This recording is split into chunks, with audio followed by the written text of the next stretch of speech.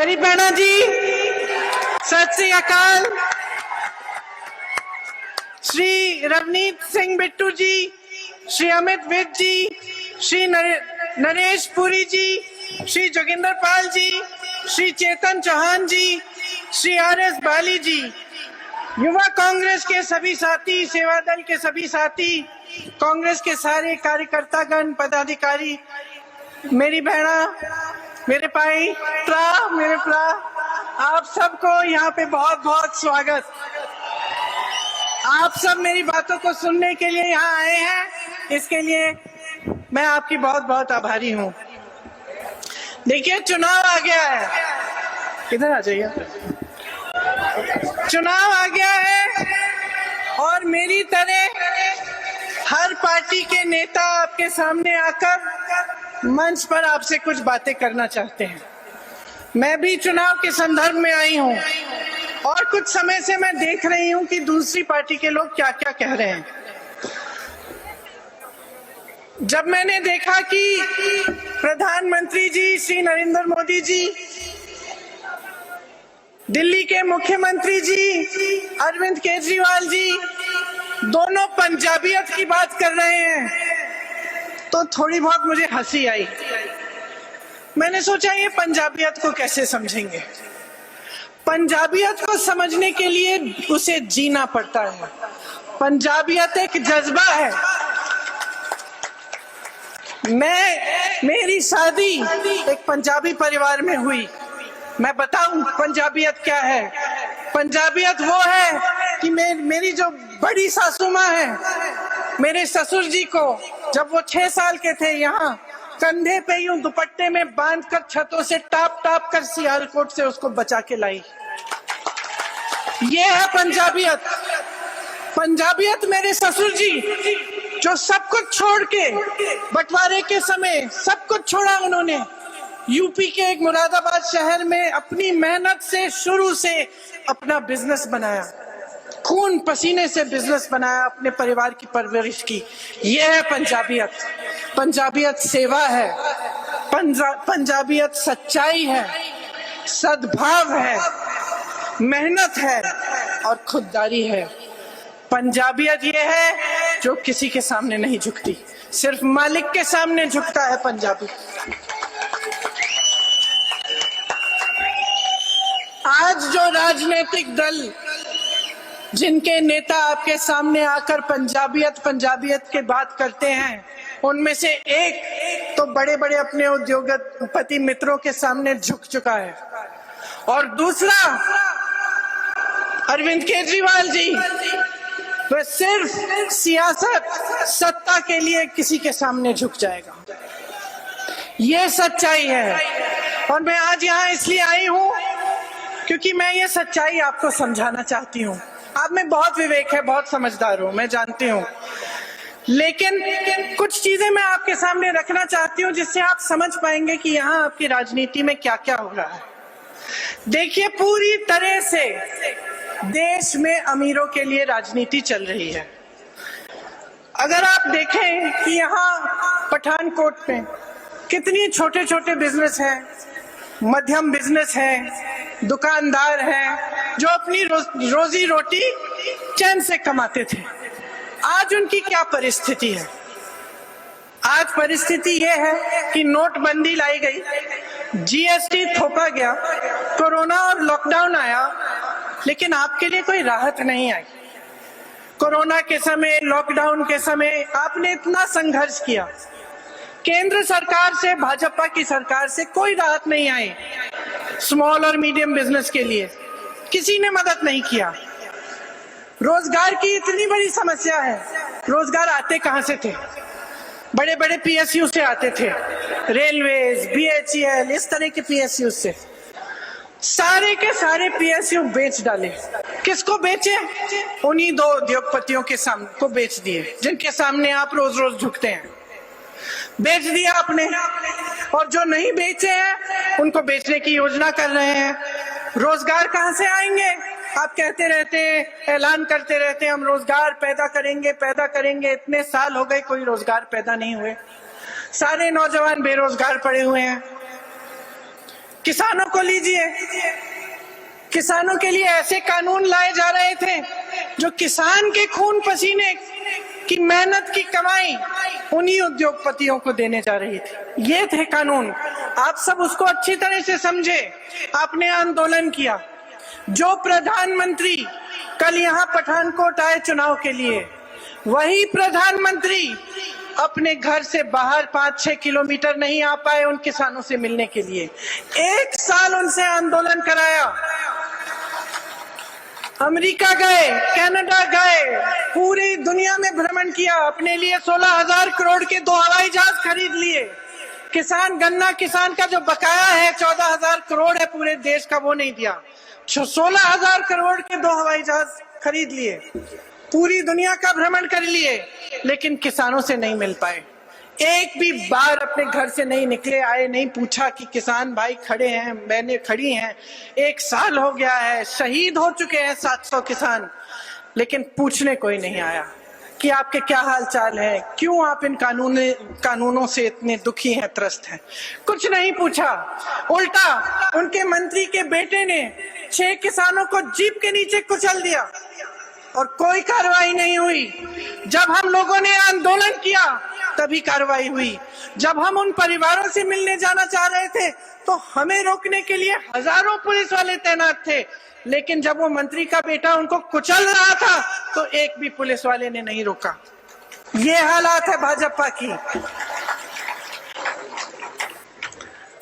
आज कल पता चला कि उसी मंत्री के बेटे की जमानत भी हो गई है, वो रिहा भी होने जा रहा है। उसके पिताजी के साथ नरेंद्र मोदी जी स्टेज पे खड़े होते हैं आज भी। कोई शर्म नहीं है जी, कोई शर्म नहीं है, कोई पंजाबियत की कोई अंडरस्टैंडिंग नहीं है, कोई समझ नहीं है। तो आपके सामने जो बातें हो रही हैं वो सच नहीं है, खोखली बातें हैं, उनकी नीयत खोटी है, झूठ है ये बातें। सब कहते हैं, कोई कहता है धर्म के आधार पर वोट दीजिए, कोई कहता है सुरक्षा के आधार पर वोट दीजिए, कोई आपकी आस्था का इस्तेमाल करता है, कोई आपको असुरक्षित महसूस कराना चाहता है ताकि उसके आधार पर वोट मिले, लेकिन कोई विकास के बारे में नहीं बोल रहा है, कोई आपकी समस्याओं के बारे में नहीं बोल रहा है। सब कहते हैं नई सरकार देंगे। अरे पहले एक सरकार तो चलाइए। आपको मालूम है दिल्ली में पुलिस भी इनके अंडर नहीं है, अरविंद केजरीवाल जी के अंडर। जब पुलिस ही आपके अंडर नहीं है तो आपने तो पूरी सरकार कभी जिंदगी में चलाई नहीं है। आप पंजाब आकर कौन सा लॉ एंड ऑर्डर देंगे? आप पंजाब आकर कौन सी सरकार चलाएंगे? आपकी तो ऐसी सरकार है जो एक भी फाइल पास नहीं कर सकती। एक बिल आया, मोदी जी ने, भाजपा ने एक बिल करवाया, पास करवाया, उसके जरिए आप तो फाइल भी खुद पास नहीं कर सकते बगैर उनकी इजाजत से। सरकार आपने चलाई नहीं है। आप पंजाब आके कह रहे हैं कि आप यहाँ पे नई सरकार देंगे। देखिए, आपने वो कहावत सुनी है, बड़े मियाँ तो बड़े मियाँ, छोटे मियाँ, फिर से बोलिए, छोटे मियाँ, बड़े मियाँ कौन? प्रधानमंत्री नरेंद्र मोदी जी। छोटे मियाँ कौन? मुख्यमंत्री अरविंद केजरीवाल जी। अब यही हालत है, मैं बताती हूँ कैसे। दोनों का जन्म कहां से हुआ? आरएसएस से। एक आरएसएस से उभरे, दूसरे ने एक आंदोलन किया हमारी सरकारों के खिलाफ, जिसका पूरा समर्थन आरएसएस ने किया था। एक ने आपको गुजरात मॉडल दिया। 2014 में पूरे देश ने उन पे आस्था, अपनी आस्था डाली उनमें, गुजरात मॉडल बोला और उनको वोट देके जिताया। कौन सा गुजरात मॉडल देखा है अपने देश में? उनका अब गुजरात मॉडल हो गया है। 2 गुजराती उद्योगपति हैं उनके, उन्हीं पर मॉडल चल रहा है। पूरा देश बेचा जा रहा है उनको। गरीब की कोई सुनवाई नहीं है, विकास की कोई बात ही नहीं है। अब दूसरे कह रहे हैं कि आपको दिल्ली मॉडल दिखाएंगे। मैं दिल्ली की हूं, मैं बताती हूँ दिल्ली मॉडल। कोरोना में आपने देखा क्या हुआ? क्या हुआ दिल्ली में? सड़कों पे लोग दम तोड़ रहे थे। सड़कों पे ऑक्सीजन नहीं मिल रहा था, सुविधाएं नहीं थी। क्यों?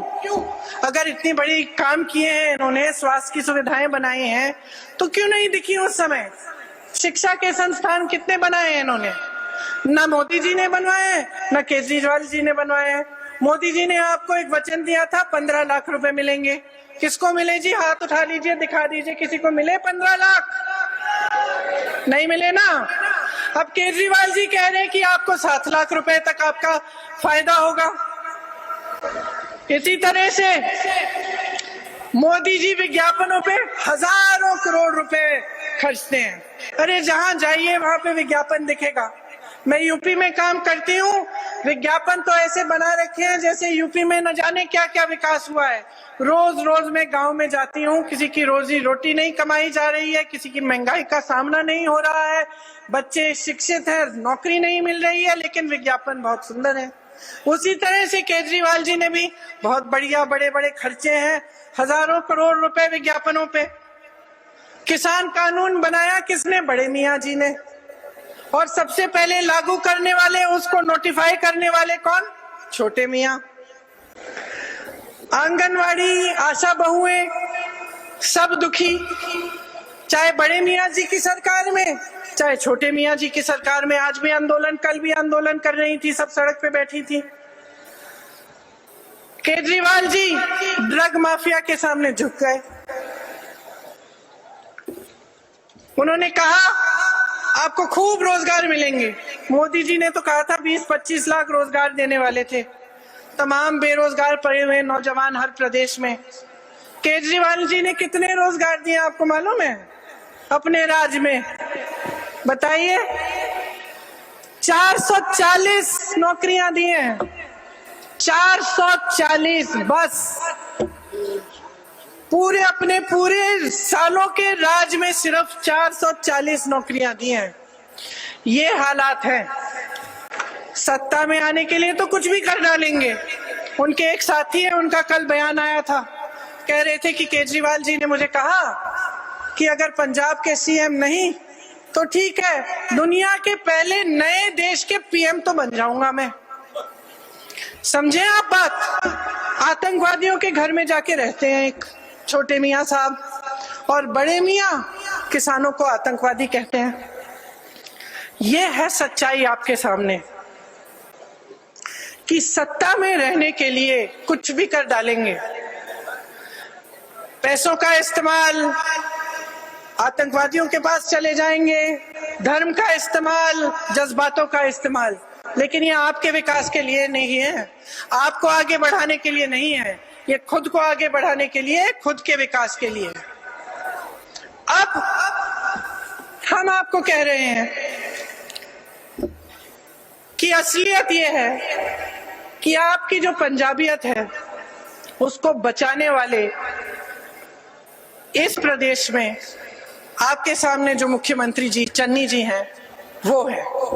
आपकी पंजाबियत को बचाने वाले कांग्रेस के तमाम लीडर, बिट्टू जी जैसे, अमित जी जैसे, यहाँ मौजूद जैसे जितने भी लीडर हैं उनके जैसे, ये है आपकी पंजाबियत को बचाने वाले। क्योंकि ये वो नकली सरदार नहीं है जो मंच पे खड़े होके बनावटी पगड़ी पहनते हैं। ये असली सरदार है, ये असली सरदार है, इनके दिलों में पंजाबियत है, हिम्मत वाले हैं। चन्नी जी ने 111 दिन में जितने हिम्मत वाले ठोस निर्णय लिए हैं, आप मुझे कोई भी सरकार दिखा दीजिए इस पूरे देश में जिसने 111 दिनों में इतना काम किया हो।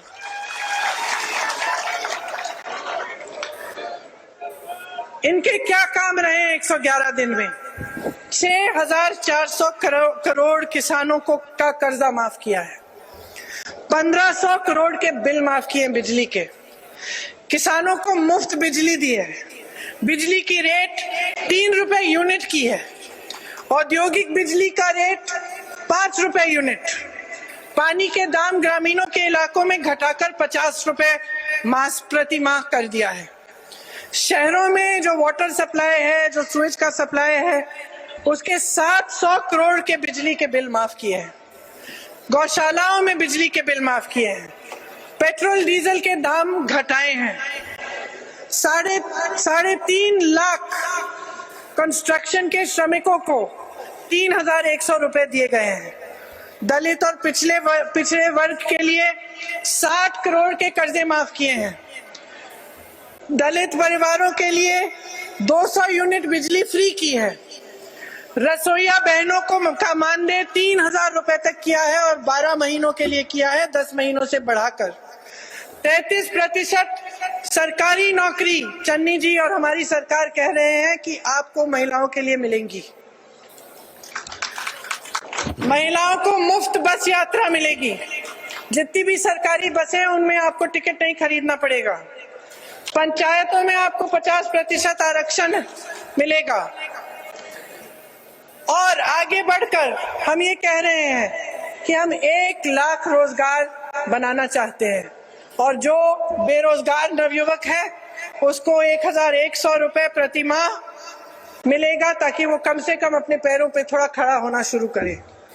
जरूरतमंद परिवारों को हर साल 8 गैस सिलेंडर मुफ्त मिलेंगे।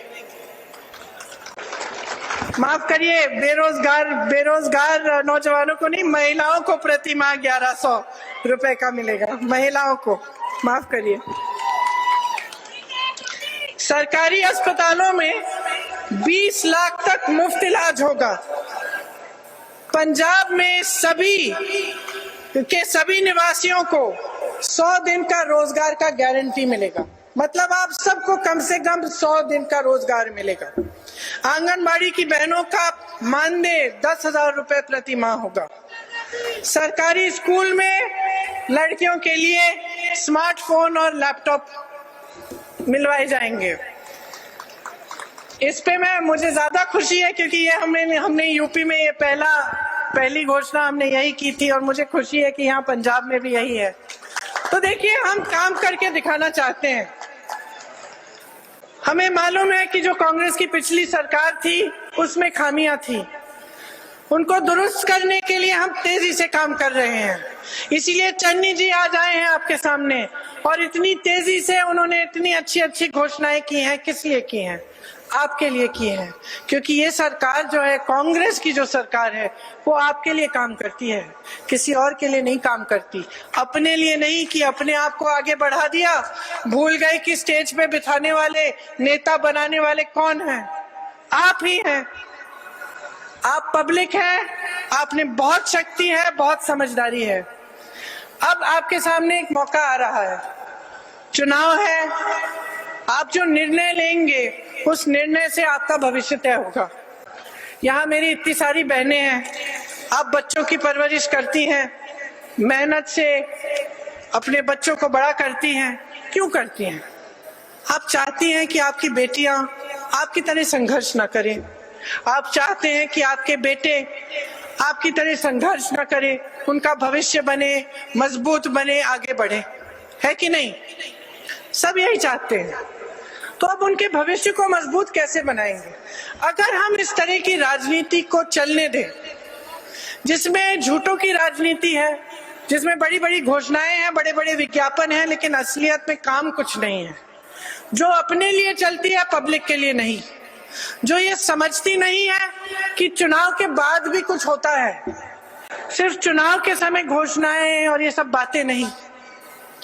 अगर आप इस तरह की राजनीति को हमेशा समर्थन देते रहेंगे, धर्म के आधार पर या अपने जज्बातों के आधार पर, या ये सोचकर कि चलो इनको ट्राई कर लेते हैं, कुछ नया आ जाएगा, तो आप अपने प्रदेश का नुकसान करते हैं। आपको जो नई सरकार देने वाले हैं ना, वो चन्नी जी हैं। वो नई सरकार दे रहे हैं आपको। आपने उस नई सरकार का अनुभव 111 दिन में कर लिया। देख लीजिए कितनी हिम्मत से उन्होंने फैसले किए हैं। जो ड्रग माफियाओं के सामने झुकते हैं ना, चन्नी जी ने ड्रग माफिया का सामना किया है, हिम्मत वाले फैसले किए हैं। इसीलिए मन बना लीजिए कि आप एक कांग्रेस की सरकार लाएंगे पंजाब में, एक स्थिर और मजबूत सरकार लाएंगे जो 5 सालों के लिए आपके हित में काम करके दिखाएगी। तभी आपके प्रदेश का ठीक तरह से विकास होगा। इसी में आपकी सुरक्षा है, इसी में आपका भविष्य है, इसी में आपकी मजबूती है और इसी में आपकी पंजाबियत है। आप सबने इतने ध्यान से मेरी बातों को सुना, इसके लिए मैं बहुत बहुत धन्यवाद देना चाहती हूँ। आपको बहुत बहुत धन्यवाद। जय हिंद।